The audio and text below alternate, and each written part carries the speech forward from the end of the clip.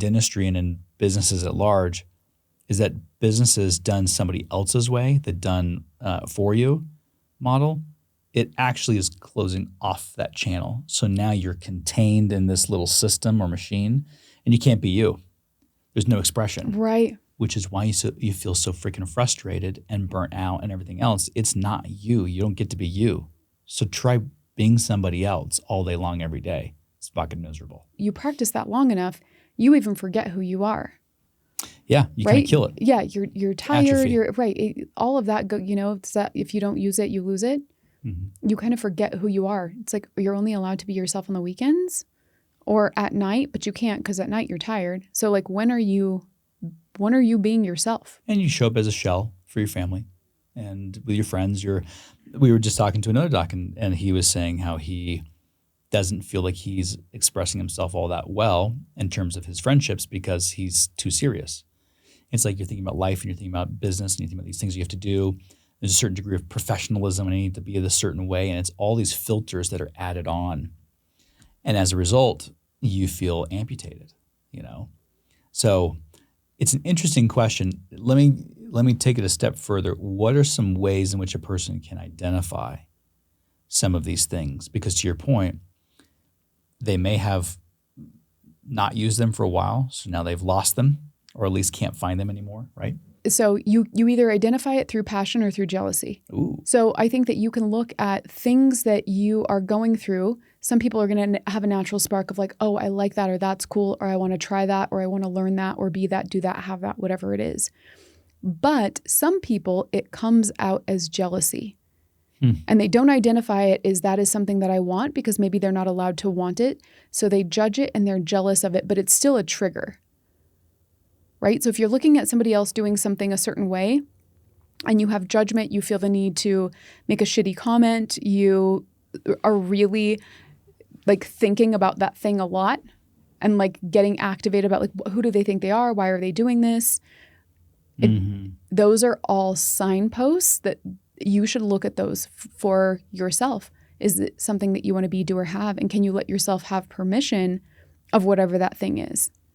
Would you add to that list also maybe that looking at places where you feel judgment around that thing or you hold it back because you're worried about what someone would say? There might be a filter you put on yourself about your take on something, right? Maybe it's more of a polarizing thought, but you don't say it because you're worried about the repercussions, what people will say and think about that.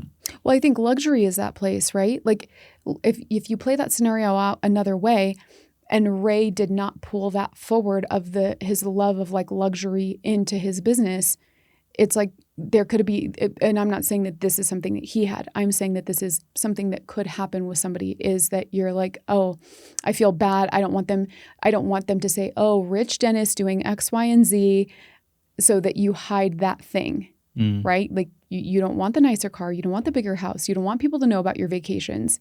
You start squashing that. And so then it's like, okay, well, but what would it look like if you brought it forward? I mean, I thought about this when I was first going to get a tattoo. I remember having the conversation with Dev. And, Dev has a certain side to him that's actually is very traditional. And it's funny, he's like very traditional New Mexican. He's 14 or 15 generations New Mexican. And there's a certain perception of things. And he and I were talking. It was funny because he's completely changed his mentality around this.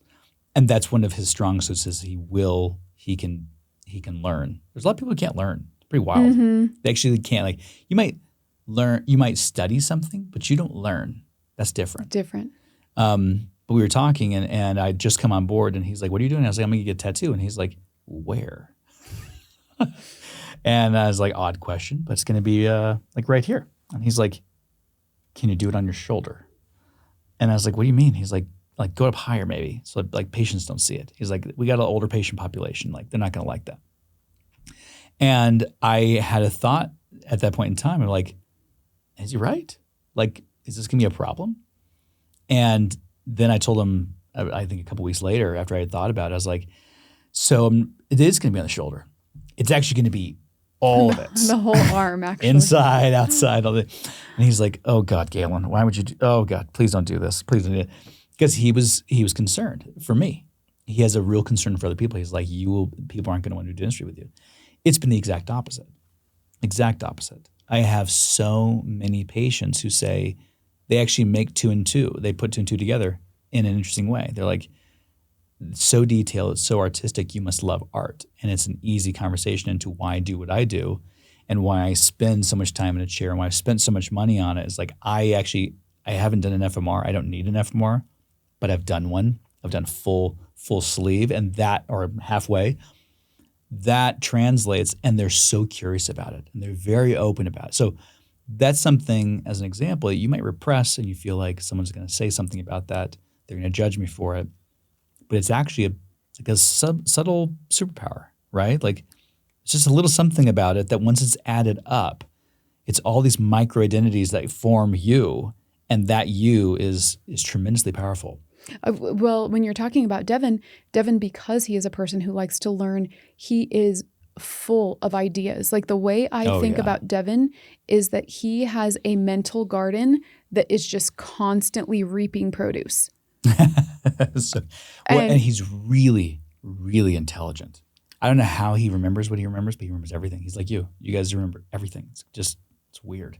So I think that for Devin, right? So his pulling it out in the practice may not look like what we're talking about that's as overt as luxury or art. But because he consumes so much, the way he's outputting it comes through the business. It could be like ideas that he read from reading about a startup trash company. And he's like, hey, did you hear this trash company is doing X, Y, and Z? What if we adopted that idea and we marketed something in this way? And so he's constantly bringing that forward in Vita through all of his different interests and his threads and the things that he consumes. Right, They turn into these really unique ideas. Thank you for listening and or watching the Dental and Mental podcast.